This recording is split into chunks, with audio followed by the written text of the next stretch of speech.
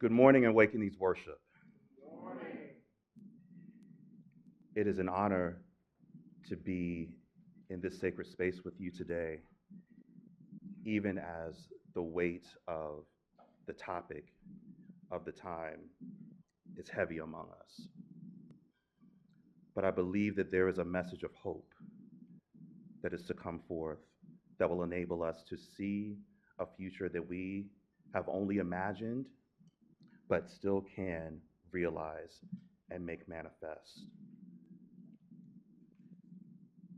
On this Friday, February 7th, we will commemorate National Black HIV/AIDS Awareness Day. For the past 25 years, this has been a day in which we recognize the disproportionate impact of HIV in and on Black communities. It provides us with a moment to think about HIV not just as a chronic disease or a medical diagnosis, but rather we call attention to HIV as a racial justice issue, as it intersects with sexism, misogyny, poverty, and multiple other forms of oppression, stigma, and discrimination. In this space, we celebrate the fullness of our community. Today is a day for us to invoke the names of those who have lost their lives and livelihoods because of this virus. We invite the spirits and memory of those who have gone before us, our ancestors, names prominent or protected, in whose legacy we carry on. Essex Hemphill, Fela Kuti, Katrina Haslip, Arthur Ashe, Hydea Broadbent, Alvin Ailey, Gil Scott Heron.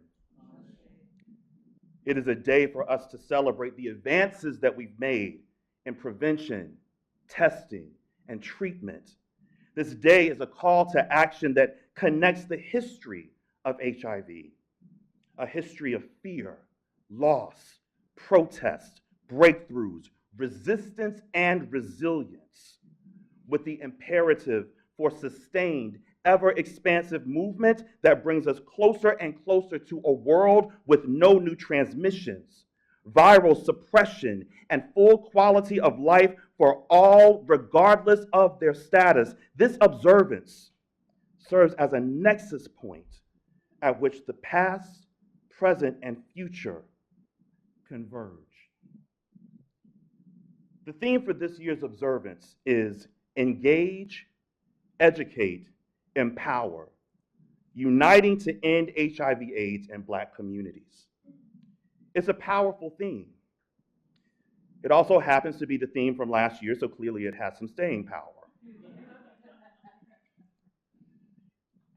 But it stands as a charge, a command, that if we want to realize this vision of Black communities that are liberated individually, socially, institutionally, and legally, we must be steadfast in our commitment and consistent in our actions to do the work of shifting narratives, dismantling stigma, and deploying resources of all kinds to effectively end the epidemic.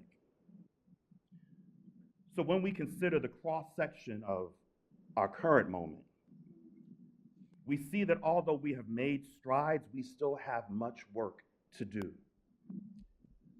The most recently available data, for as long as it will be available on any particular website, suggests that new HIV diagnoses have decreased by roughly 15% over a 5-year period. However, we are still disproportionately affected. While making up about 13% of the US population, Black people account for 40% of estimated new HIV diagnoses. And those disparities persist among multiple demographic lines. Let us be clear. We did not get here because of any inherent deficiency or moral failing. We are here because social and institutional power and political structures have and continue to pave the way for this bifurcated road on which we find ourselves. So we are called today to engage, to educate, and to empower, that we may unite to realize the vision. How appropriate then that our National Black HIV/AIDS Awareness Day observance coincides with communion today. The Eucharist also serves as a nexus point for us in our faith, a liminal space connecting remembrance, practice, and imagination, what was and is to come. The Eucharist is where, regardless of our social location, we can come together in solidarity, observing the traditions that have been imparted to us, engaging in a shared, embodied experience, moving toward an imagined existence that reverses and disrupts, where the marginalized are lifted up and the ruling class is made low. It is a place where the tortured body is made visible in ways that are at the same time illuminating and jarring. It is a place in which we have to sit with dualities of past violence and future hope, nestled in the thick, layered stories of Jesus of Nazareth, who prepares a table for all of us, not just some of us. In theory,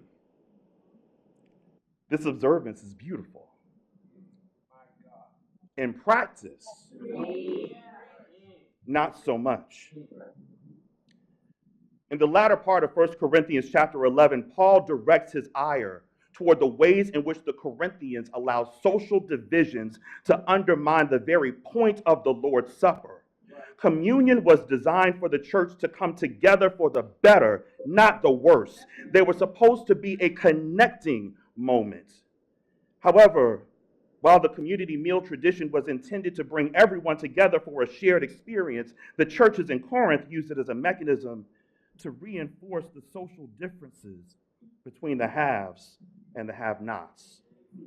As the members met in the homes of the well-to-do in Corinth, the host made sure that the people knew where their place was. The elites got word to get to the shindig early so they could enjoy the best of everything before the poorer people arrived. The elites ate sumptuously of the food they could afford to bring because they had the resources, while the people were made to make do with what they brought with them, and never the twain shall meet.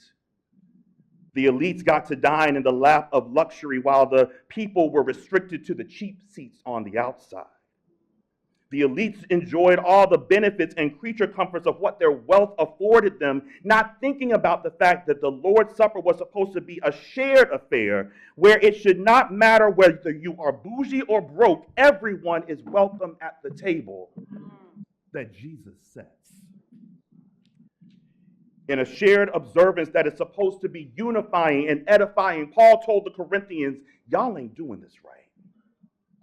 Your practices are exacerbating the schisms that exist in your community rather than ensuring that everyone, regardless of means or identity, is welcome to eat together as the tradition intended. You fill yourself with your own largesse in private and then publicly do the same in the faces of those who do not share your station. You laugh and gloat in the face of those who are supposed to be your neighbor, artificially inflating yourself as though their lot could never be yours, as though their lot is not yours, flattening them into one-dimensional beings who can be othered, blamed, and even criminalized, refusing to value the vibrance they bring to the communal space. And at this particular time, I can't help but note the parallels between Paul's admonitions and the current HIV landscape in which we find ourselves. Just last week, I took part in a global philanthropy summit in our nation's capital where HIV funders, advocates, and activists came together to figure out how we keep moving forward in what we generously refer to as uncertain times. We thought we had a tough road ahead of us. But then new orders get released. Grants and funding were frozen. people were not able to draw down the money that had already been guaranteed to them by the federal government to meet the needs of the people that we were gathered to serve. Then they took our information, our data, our resources, our presence were scrubbed from federal websites. Why? Because the people of wealth who sit at the triclinium decided that the atrium was still too close for comfort. With a few pieces of paper, they created a whole new landscape, a landscape that seeks to erase the stories, the lessons, the very existence of marginalized people from the public record in order to reinforce a hierarchy that is antithetical to the ministry of the one whom they claim to believe in and serve, where the oppressed are blamed for their oppression, not just in words, but in thought and in deed. Is this what we do in remembrance of him?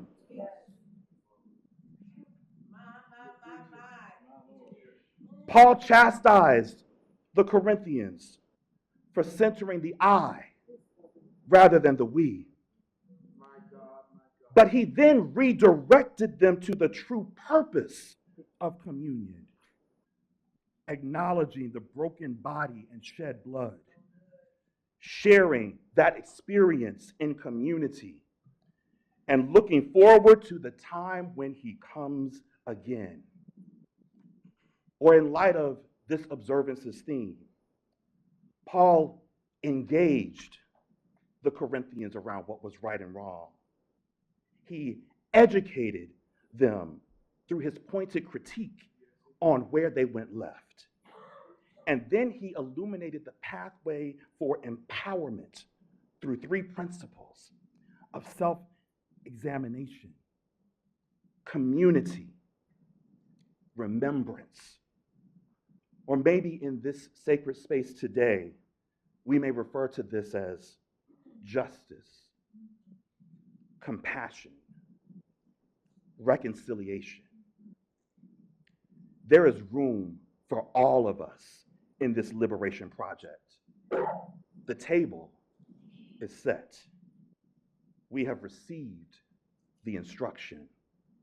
Now, let us do.